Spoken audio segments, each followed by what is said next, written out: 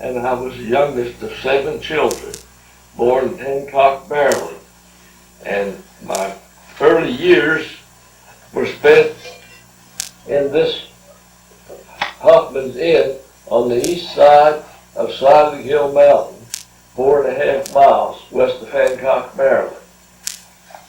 Then, in 1935, my family bought a hotel in Hancock, and I ended up as a bellhop for some time, along with my other experiences. And how I got the bug and wanted to fly was the fact that we'd gone to an air show in Hagerstown, Maryland, and Dick Henson, who later, during the war, was Fairchild Aircraft's test pilot down there. He had a Steinsery line, and at that time I was building model airplanes and things like that, and it was a great do with me, along with the chemistry sets and usual things that high school students go through. Anyhow, Marshall, my next oldest brother, he and I paid Dick Henson $1 apiece to take a ride in that airplane, and I thought that was the greatest thing since running water. So that kind of got the bug. And then later on, I was out of Pittsburgh. I had a cousin out there, Bob Long, and we went down to the airport, and the fella had an old biplane there that had a liquid-cooled engine. And the funny thing was, it had a radiator right square dab in front of the pilots. In the center there, we had to look on each side of it. Of course, 2 of us in the front seat with 1 safety belt, and the pilot in the back. He looked like an old World War I fella. And the oil all over the engine and everything, it didn't look very good, but we thought that was just great to fly out there over that Allegheny River, Ohio down through there in that airplane. So later on then, when my brother was Pearl Harbor came along, and of course my brother was in before Pearl Harbor. They had already started that draft and one thing and another, and so after Pearl Harbor, I knew that the handwriting was on the wall, and I was going to be in the walking army or something, and I didn't want to do that. So I just made up my mind I was going to try to get in the Air Force. And all I had been doing since high school was knocking around. I worked for a while with outfit, building bridges and things like that. And you couldn't get a good job then because they knew your service in civilian life was very short-lived. So I went ahead then, and it was in September of 42 that I went to Baltimore to take a written test first. Well, I passed the written test okay, and I had a physical then, and I had a deviating septum in my nose up here, so they wouldn't take me. I could only breathe from one side, but I was never aware of that. So I went home and had it operated on, went back down and passed that test, and the fellows gave me a card, and I was sworn in. Really, this went on for a little while prior to September, but anyhow, September the 26th, I was sworn into the Air Force, and they sent me home and said, "We'll call you." But we don't. I said, "Well, how long will that be?" There's no. But you just go back and do what you've been doing, and we'll let you know whenever it's time for you to report. So anyhow, I went back and I hunted all that fall, hunted deer and everything like that. And in February, then I got a telephone call. And so in February of 43, I went to Baltimore. And let me go back just a little bit. I'm going to tell you that the fact that I worked with these model airplanes and things, this test that they had for the Air Force at that time, they were having a difficult time getting enough boys who had 2 years of college. So then they lowered it and said, if you've got 2 years of college or its equivalent. So they had this test, but if you were interested in airplanes, and which I was building model airplanes and things like that, you would have no trouble with it. And so that's how 2 of us out of about 26 or 28, the day I was down there, passed that test. Of course, I did not know at that time you were an officer whenever you graduated. I just wanted to fly an airplane. So anyhow, the first thing we did, we went to Miami Beach, and I was stationed there in a hotel on, I'm trying to think of the name of that avenue, right next to the salt water down there. It started with a C. But anyhow, all we had was KP and drilling and basic. So then they decided that we took all these tests, and I was, gosh, you never saw such tests in your life as they gave you. And then they shipped us out to different colleges. My wife Jane says that they had a bunch of them over here at UT. And I ended up at Concord State Teachers College up there near Princeton, West Virginia. It was at Athens, West Virginia is where it was, and there's 5 groups of us went up there. The first group stayed 30 days. The next group stayed 60 days. The third group stayed 90 days.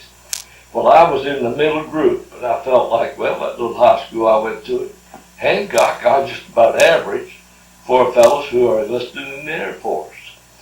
What they had so many people apply that they couldn't handle them all at one time, and that's why I was sworn in September and wasn't called up to February. But anyhow, while we was up there at Athens, they gave us 10 hours of flying in a Piper Cub, but they never would let us land them. We just had what they call a familiarization, 10 hours. I've got my book upstairs there. And my grades were not all that great. I don't know, I just couldn't get fired up about it. We wouldn't let you land it, we would hardly let you fly. But anyhow, we left there then in about May or something like that, headed down to Nashville for classification. And when you came out of Nashville, you were either a pilot, bombardier, or a navigator. They classified you as such. But it was out there in South Nashville, about where Jane and I used to have Western Auto, had a warehouse out there. Boy, it was hot in the summertime in Nashville. And that we were in those barracks, and they were tar paper covered and hot, good grief. But anyhow, my name did not get on the alert sheet some way, and I was so happy with that.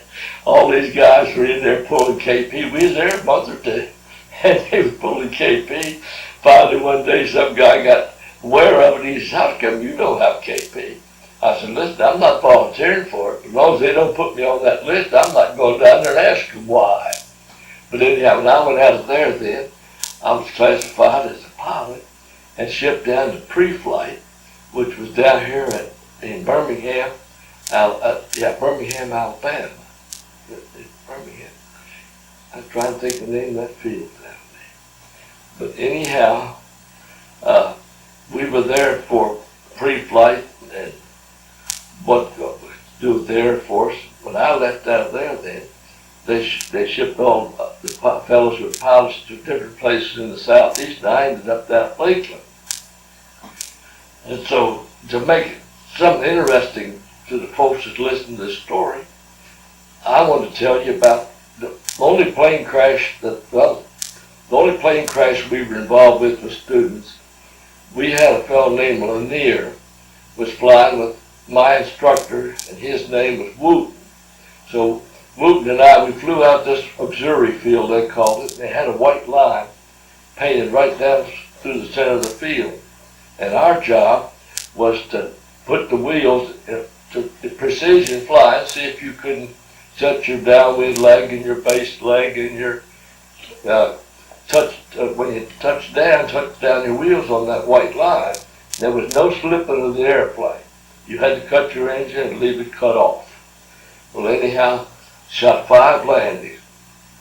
And so when I shot the 5th landing, the Lanier was right behind me. I just landed and I cut off about halfway up past the white line, and I just went up there where Wooten was standing, and he's waving frantically, with his arms and pointing down there. So I whirled the airplane around and looked down, and here's Lanier down there upside down. He'd hung his wheels in those orange trees and turned that steerman over. Well, of course, Wooten never even got in the seat back there. He just hung it on the wing, and I went down there as fast as I could, almost a wheel with the tail up, cut the engine off, and jumped out and run over. Lanier's hanging in there, and he found out he was not hurt, but the oil was streaming down, and that was scaring him to death. He's kind of woozy too. But that thing was the only thing accidents that I saw while we were in primary flight school. Except one night, we get up in the morning and there was a B-25 parked down in the trees in the orange grove right there. And two fellas from over around Avon Park, they were taking training in B-25s and they had lost an engine or something during the night, and they tried to land on that little short field, and it just wasn't long enough for them, so they couldn't get her stopped, and here they were sitting right in among those trees, and the wings really were over top of the orange trees. And it was great, caused a lot of excitement among our fellas. But another little incident I'd like to tell you about was old Wooten. Just on the left-hand side of this VT 17, I believe it was, Stearman, it had a little thing you put your form, I believe they call it a form 4 or something. You had to put down the time you took off and the time you landed, and you put that back in this little slotted box, and it had little keepers on each side you turned over. And I forgot to put those keepers over there. Anyhow, we get up there and start doing aerobatics, and he said turn it upside down, and slow roll or whatnot, and I did. Gosh, that book come out there. And I just saw it flutter by, and wasn't much I could do. But anyhow, we landed. He chewed my hind end out. Man, he really did a swell job, but that's all part of the program, because if you can't take it, they want to wash you out early. But anyhow, it was only about 2 or 3 weeks after that, we went back up one day, and we were doing loops and slow rolls and one thing and another. And so he would tell me, you had a little fun on, and talk to this rubber tube. You couldn't talk to him, but he could talk to you. Anyhow, he told me to do a slow roll or something, and I turned that steerman over, and when I looked up, he's upside down, he's going like this. Gosh, he had his wallet in this neat open thing. He had forgot to button his pocket. All his coveralls down there, and he lost his wallet, his fountain pen, some more papers, and we come back and landed. Of course, I just kind of grinned, and looked at him and grinned and walked off, and that was all was said. But anyhow, we got out of there, and there was 3 of us finished out of 5. 2 of them washed out. But anyhow, he bought us all. That's the only time in my life I ever had a porterhouse steak. That steak was yay big, and it was 4 of us eating off of it, and it was delicious. And Wooten said to us that he says, I could have told you from day one that you 3 guys were going to make it. And one of the fellas there, he said, boy, he said, I wish you'd have told me then, because I've been worrying all the way through this thing.